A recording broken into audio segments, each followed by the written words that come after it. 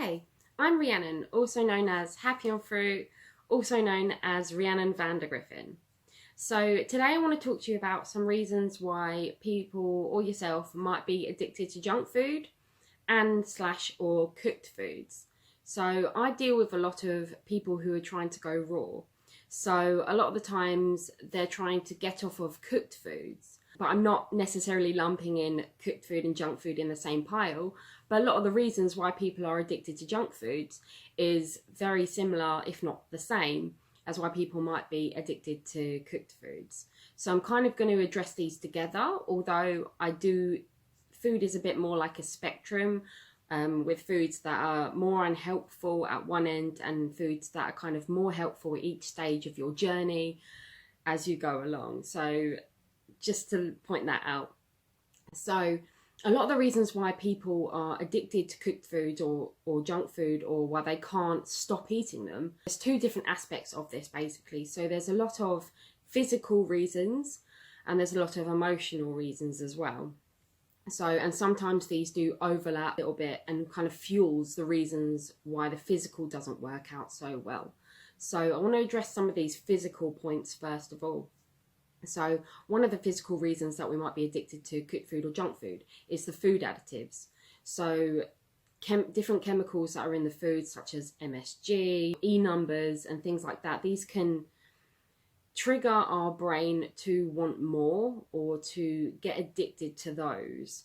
So when we stop having them, our bodies can actually start to crave those chemicals. So a lot of the time there's a period of kind of weaning yourself off, if not going completely without, that can help you to get off of these food additives.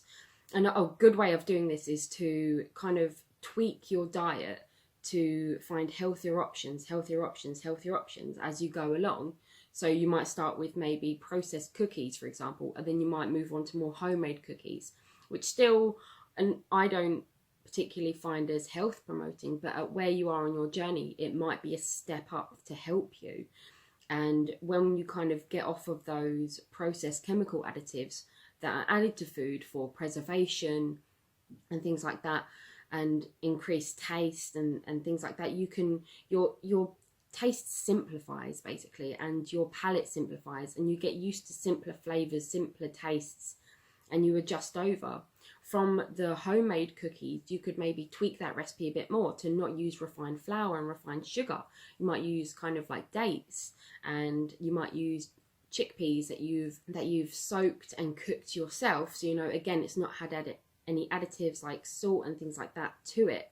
So these can really be helpful. So just tweaking your diet ever so slightly along the line can help you to wean yourself off of those chemical additives that are literally making you addicted to those foods. In conjunction with this, there's also food combinations which can be very, very addictive. So things like when you're mixing high fat and high sugary things together, even when you're doing that with fruit. So if you're having like fruit and nut bars and things like that, like dried fruit and nut bars, these can be very kind of addictive because it gives your body the high fat, high sugar combo, which can release a dopamine response in your brain. And that's, again, fuels an addiction. So that's a very physical side of it, that there is a physical addiction there to the way that the food is making you feel physically and the way that it's affecting your brain and your body. Another physical reason is that you are not getting enough nutrients and calories on your new healthier lifestyle. So whether you're coming to raw or whole food vegan or whatever it is that your diet that you're trying to move up to, that it's really important to make sure that you're actually getting sufficient calories and nutrients on your new lifestyle so that you're able to sustain it long term and not go back to old habits. So for example, if you're moving up to a raw food lifestyle and you're not eating enough calories, or your nutrient variation is not very good, so you're not getting a good variety of lots of different fruits and vegetables, or maybe the fruit that you're having is not fully ripe, so that it doesn't contain the calories or the nutrient quantities that you require to actually sustain yourself. Or maybe that the food is just not diverse enough. Maybe you're only eating a small selection of fruits, and it's important that you have that diversity so you're getting a wide range of nutrients. Or maybe you're not getting enough greens in your lifestyle. So your body is seeking nutrients from, and minerals and things like that from the cooked foods that your body has learned it knows it can get it from. It's really important to make sure that your new lifestyle is nutritionally adequate to sustain you. Otherwise, you're just going to fall back into these old habits, these old ways of getting the nutrients that you do require. So I want to move on to some emotional reasons why you might still have addictions or connections or fallbacks onto cooked food or junk foods. And so one of the reasons is nostalgia, and comfort. So these are kind of come hand in hand, in my opinion. So we seek these foods for comfort. They're also often called comfort foods. And what we kind of do, we have this emotional, calming, kind of nurturing association with foods that don't actually help us.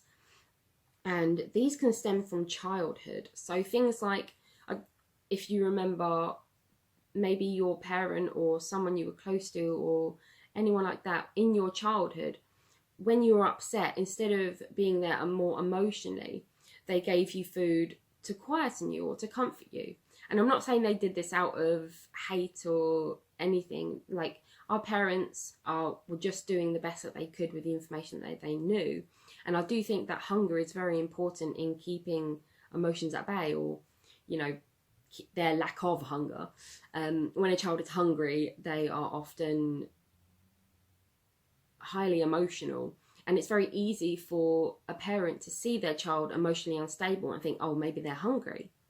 And what's often the case is a child may need more emotional support before they needed food.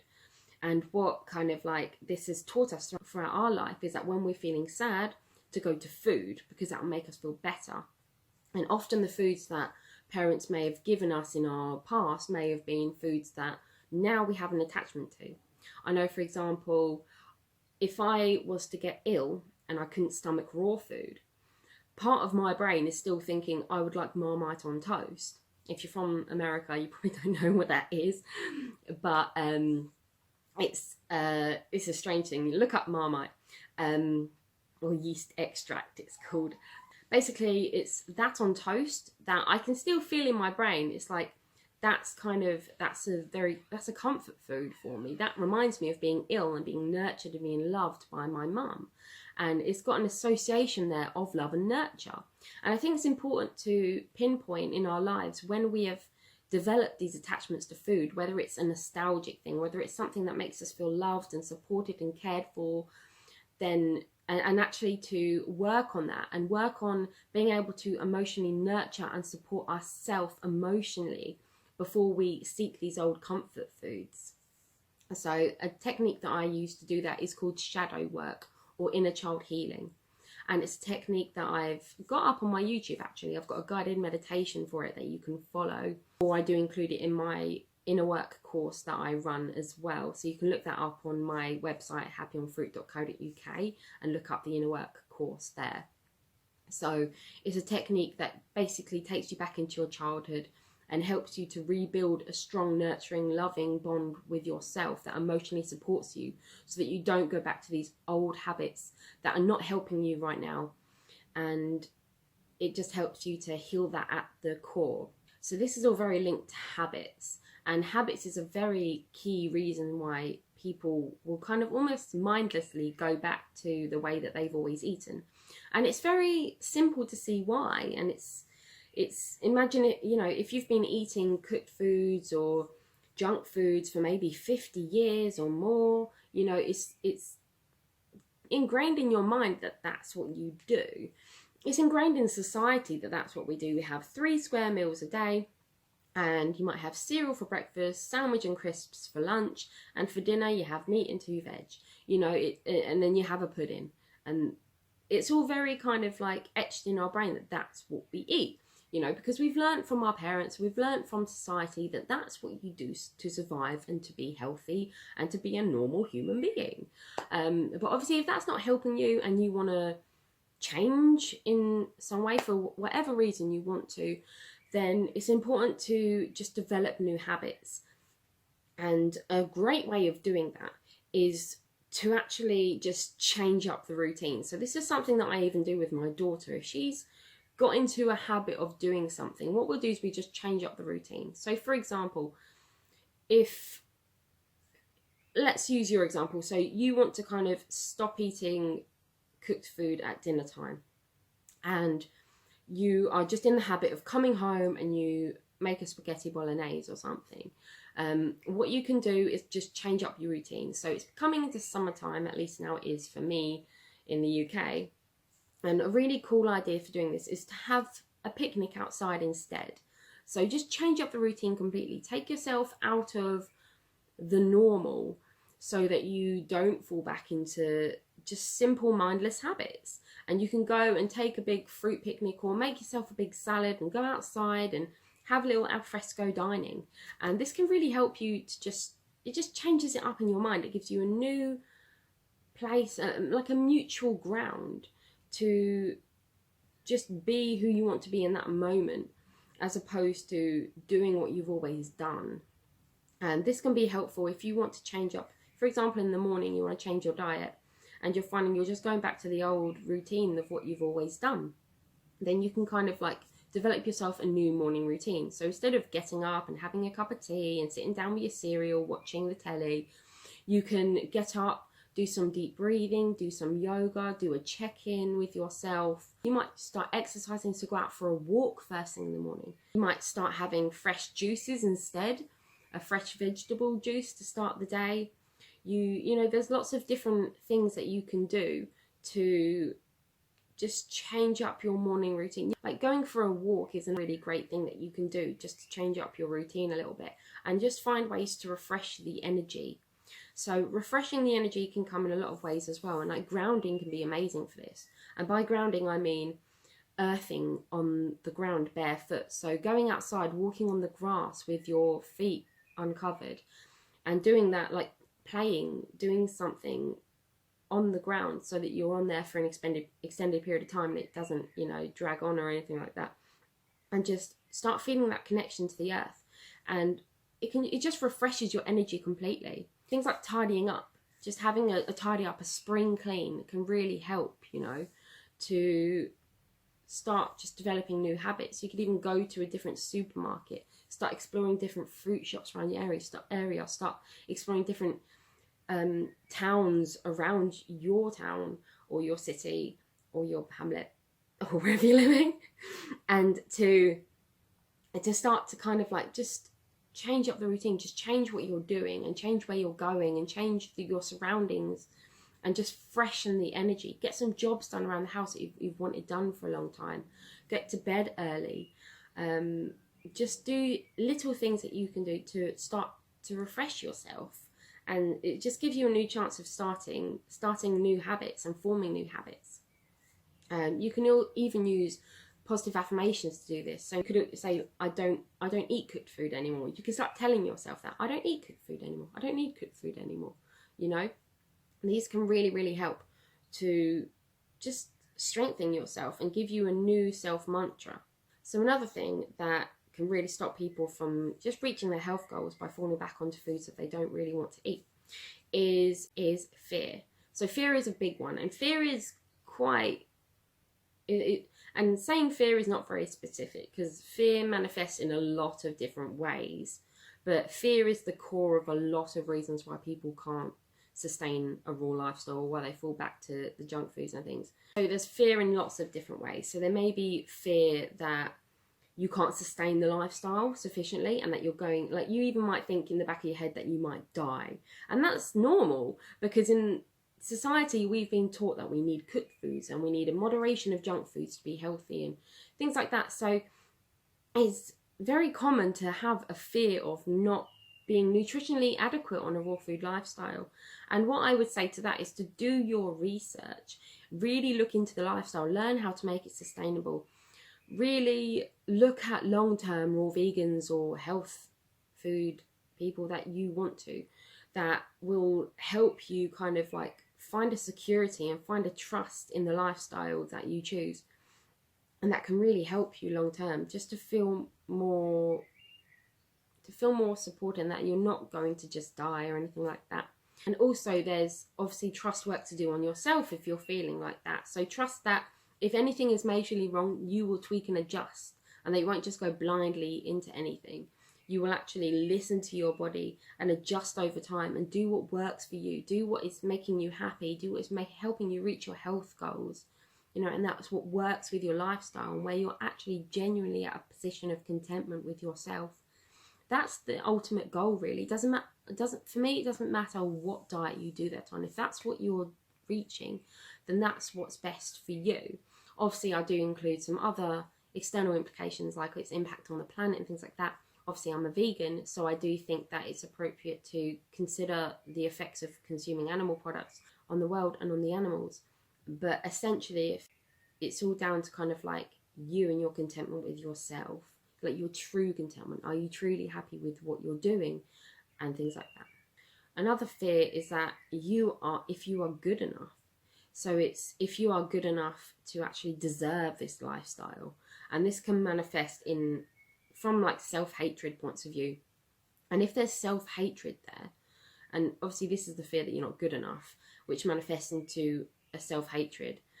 And if you're feeling self-hatred for yourself and you're coming into a new lifestyle thinking, I'm not good enough and I need to be better, I need to change, I'm awful, and all these things, and it's coming from a very hateful, fearful point of view, as opposed to a loving point of view, then what this can actually do is it kind of just puts you in a really low vibration. It puts you in a really low frequency, really low place.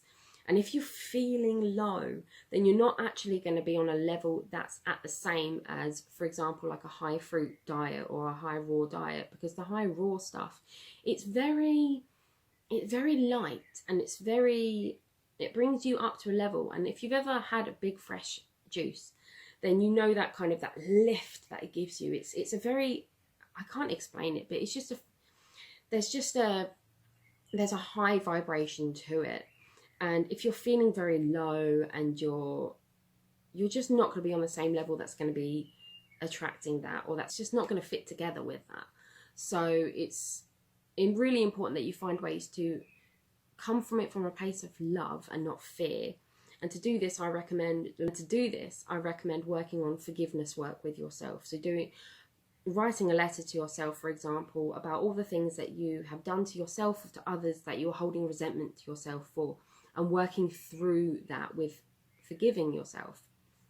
You can also do self-love work as well, which is to do with just telling yourself that you love yourself and catching yourself when you're insulting yourself, and changing your mantra to yourself, and doing daily positive affirmations that you love yourself completely and unconditionally, and even doing tapping. So look up emotional freedom technique, which can help you to reinforce that you do love and accept yourself exactly the way that you are.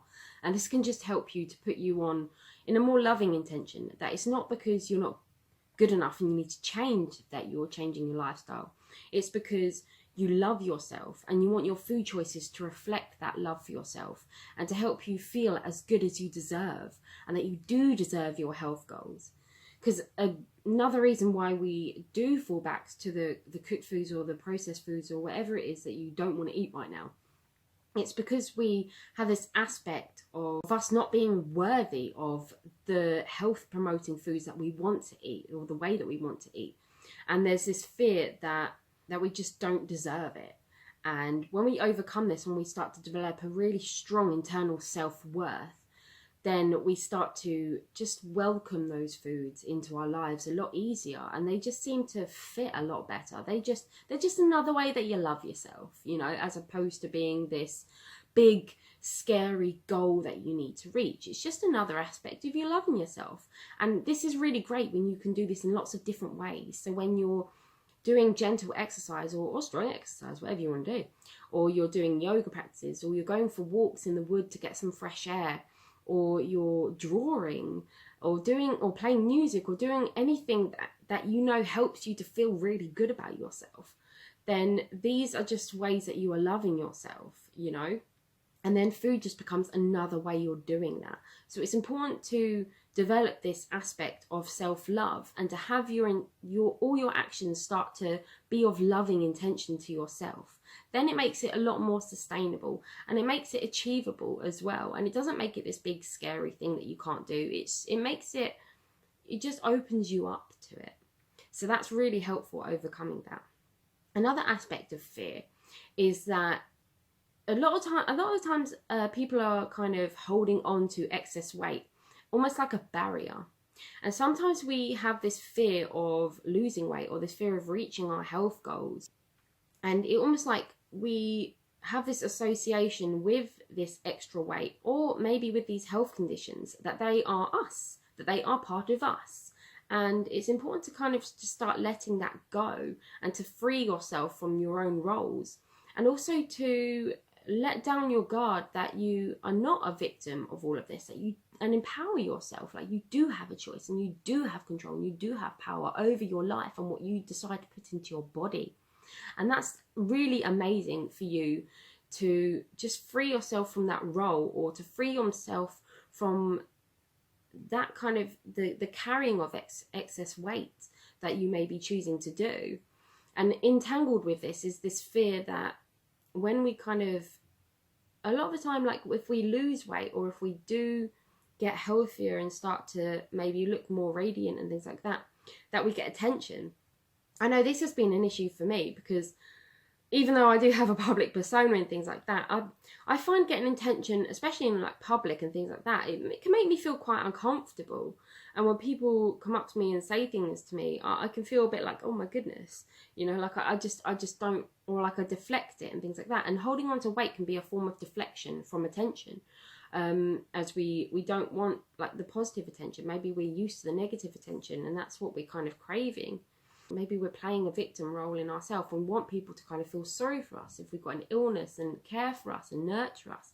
And when we start nurturing and caring for ourselves inside, and truly believing that we are good enough and that we can handle anything, you know, we can handle if people start looking at us differently, or if people start treating us differently, or if we start to can take control of our life, to trust ourselves that we are strong, able, and powerful enough and intelligent enough to actually be able to drive our lives in a positive way, and to, like I said, to tweak things if things don't go exactly the way we want to, and maybe change things if we need to.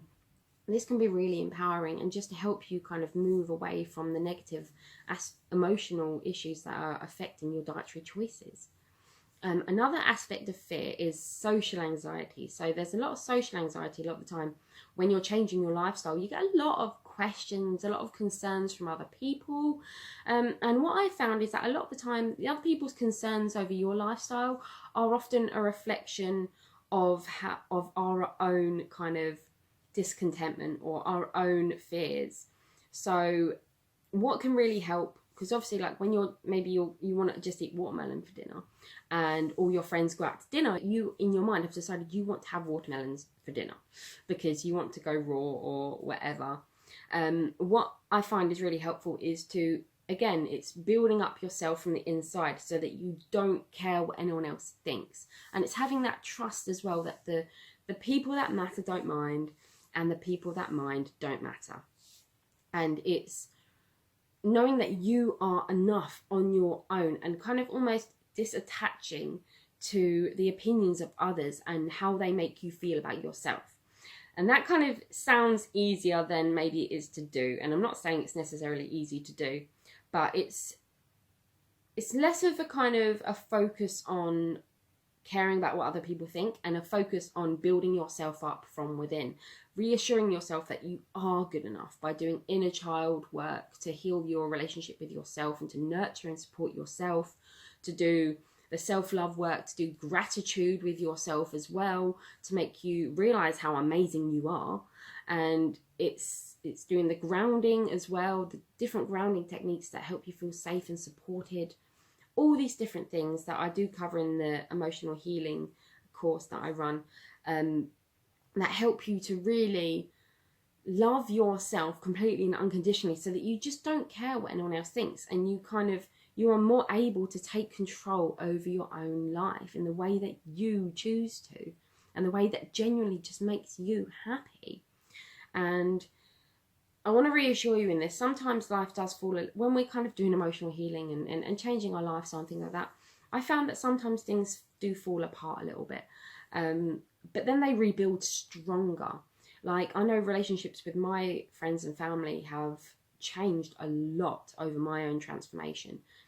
Sometimes they feel like they've fallen apart, but then they've rebuilt stronger. And I've made new connections that are so much more deep and meaningful to me. And I've made deeper connections with members of my family because I'm being my true self now.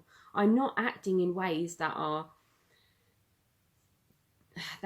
out of insecurities and out of fears and things like that. I'm being me. I'm being my true self, my true, amazing, beautiful self that I've always been inside, but that I was hiding, or that I was not acting like because I was disorientated almost by society or by habits or by what I'd always been taught was the way to be.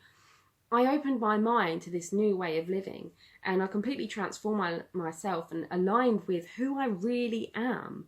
And now my relationships with people are so much more real because I feel more real. And I'm not hiding things, and just things like, it's just amazingly healing in so many different ways. So it's like healing your emotions, it's healing your relationship with your friends and family, maybe your children, healing your relationship with yourself, healing your relationship with food. It's all these insecurities and fears within us that if we start to just unravel them and overcome them, they ripple out in beautiful, beautiful ways into your life. The same way that they were previously rippling out in maybe negative ways. So those are some really, really great ways that you can help to overcome food addictions. And I'm sure there's a load more that you can do, but I just want to keep this as brief as possible, hopefully under half an hour. So yeah, thank you so much for joining me. Just to say as well, I've got my new 7-week raw food course starting on the 7th of June 2018. If you want to sign up to that, I've got an early bird special. So if you want to get the whole course for £25, then you can sign up to that before the 14th of May. And you will get that for £25, your position. Thereby after, up until the 7th of June, it will be the normal £45 for the whole course. If you want to look up more information on that course, then you can check out happyonfruit.co.uk/group raw course. Thank you so much for joining me on this video. I hope you've enjoyed it. I hope it's been really helpful to you. If you have any questions or anything like that still, do let me know. Just comment below or message me. I'm always happy to help, or come on my Facebook page on Happy on Fruit and check out some of the info I've got there, and just let me know what I can do to help. So thank you so much again for watching. I wish you all the best on your adventures. Have a wonderful week and have a wonderful day. Bye.